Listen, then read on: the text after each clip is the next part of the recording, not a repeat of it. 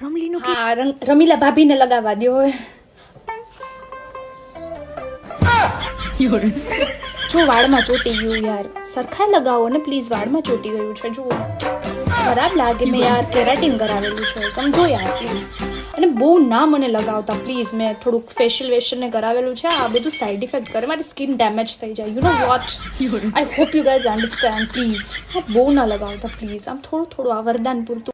એ ભાભી નહીં, ભાભી પ્લીઝ બહુ પીઠી ના લગાડતા પ્લીઝ. મને ના પાડેલી છે મારી પાર્લર વાળીએ. મેં હાઇડ્રા ફેશિયલ કરાવેલું છે. I hope you understand please. નહીં, મારી સ્કિન ડેમેજ થઈ જશે.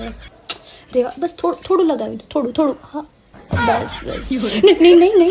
ભાભી નહીં ભાભી નહીં, તમે તો સમજો.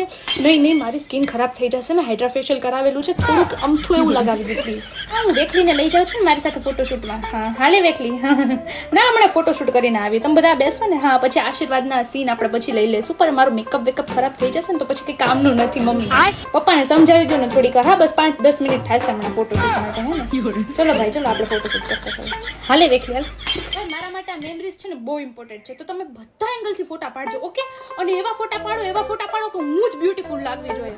અને છે ને હું કાલ સવારે આ ફોટાનો આલ્બમ બનાવું ને તો એમ થવું જોઈએ કે નહીં ફોટોગ્રાફર કોણ હતો, એટલે તમને ક્રેડિટ મળે ને. જો કે હું તો બ્યુટીફુલ છું, મારા ફોટા તો હર વખતે મસ્ત જ આવે.